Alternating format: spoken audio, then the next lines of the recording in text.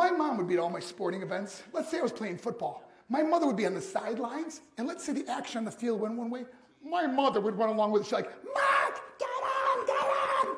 I'd be like, oh my gosh. I'd be on the field, we get in the huddle with the guys. They go, Mark, is that your mother? I go, no, I never saw her before in my life. No, but seriously, some of you guys can relate to that.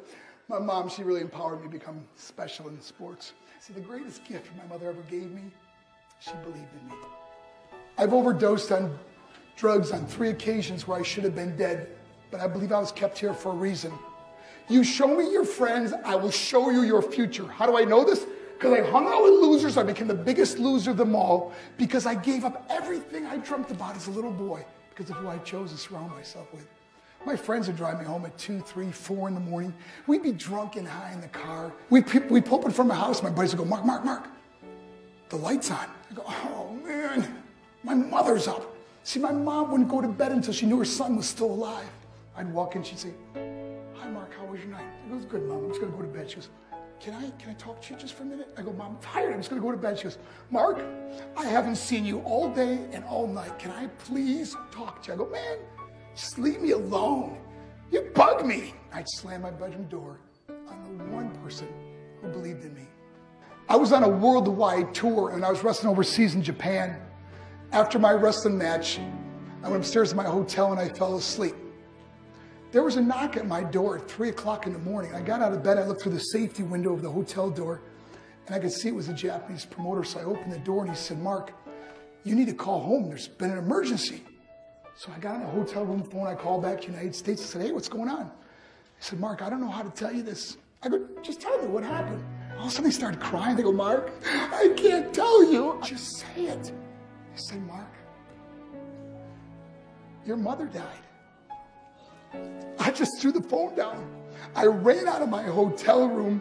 I took the elevator to the lobby. When the doors opened up, I just ran out into the street. And I remember looking up and just saying, Mom, I am so sorry. I flew home for her funeral and I was so nervous to walk up to her casket. So I just stood way in the back. I remember just kept thinking to myself, I'm like, Mom, please wake up. Please get up. And then I finally got the nerve to walk up to her and she was so beautiful. She was dressed in white. I mean, she looked like an angel.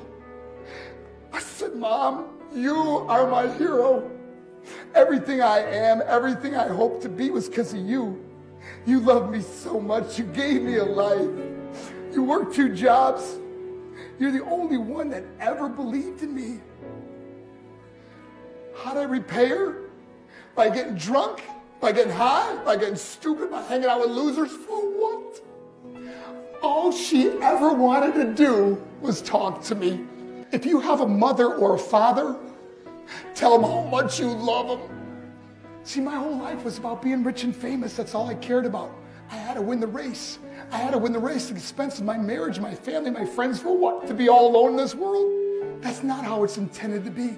Life is not about winning the race.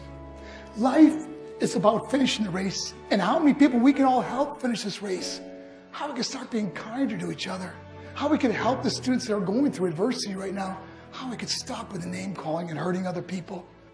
Because in the end, it may be you that needs help to finish the race. Because I learned what is truly important, and that is how precious this gift of life is and how quickly it can be taken away. See, I no longer live in time. I live in moments. I'm not worried about tomorrow. See, it's not what's in your pocket that matters. It's what's in your heart that truly matters. Love is just a word until somebody comes along and gives it meaning. You are the meaning.